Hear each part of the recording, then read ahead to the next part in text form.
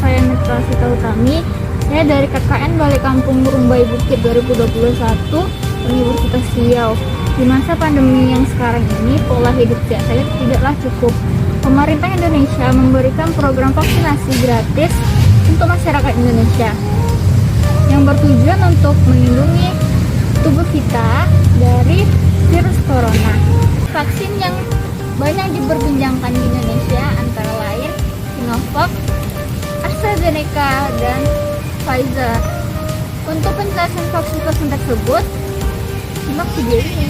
Untuk video ini, kami akan membahas 5 vaksin corona yang berbeda, yaitu vaksin dari Pfizer BioNTech, Moderna, AstraZeneca Oxford, Sputnik V, dan tentunya yang pertama masuk ke Indonesia, Sinovac. Terdapat sejumlah perbedaan antara vaksin-vaksin corona ini. Perbedaan terbesar di antaranya adalah perbedaan berdasarkan cara kerjanya. Maka, untuk video ini, perbedaan itulah yang akan kita bahas.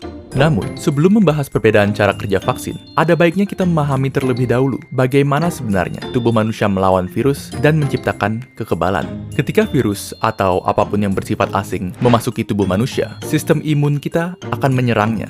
Namun, proses sistem imun menghabisi virus memerlukan waktu yang lama.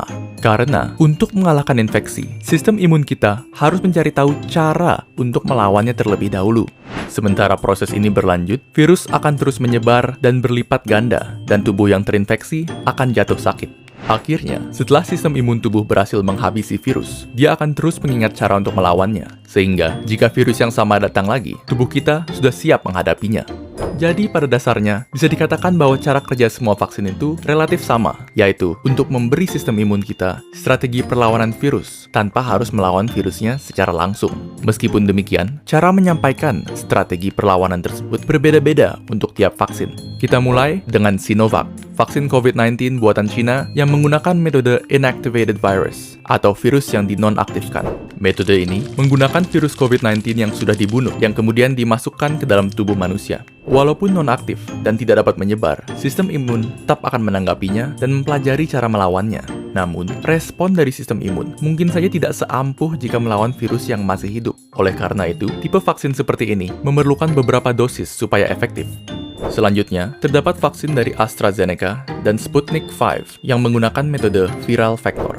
Berbeda dengan metode virus non-aktif, metode ini menggunakan virus yang masih hidup namun relatif lebih lemah, seperti adenovirus yang menyebabkan pilek.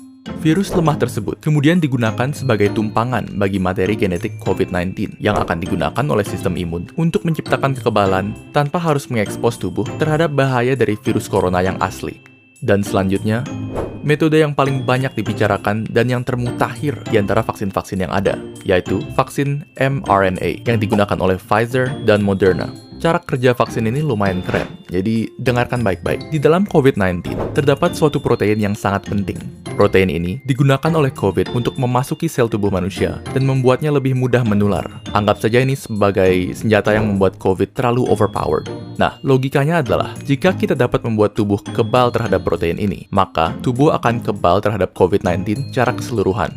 Yang dilakukan oleh peneliti vaksin adalah mengambil bagian dari DNA COVID yang mengandung blueprint untuk protein ini, dan kemudian merubah blueprint tersebut menjadi instruksi bagi sel tubuh untuk membuat proteinnya.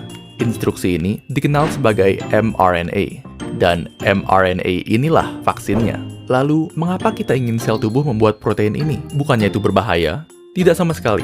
mRNA ini aman karena hanya mengandung instruksi untuk membuat protein itu saja dan tidak mengandung virus corona sepenuhnya. Jadi bisa dianggap seperti senjata tanpa tuan. Setelah mRNA masuk ke dalam tubuh, sel tubuh akan memulai membuat protein ini yang kemudian akan ditanggapi oleh sistem imun.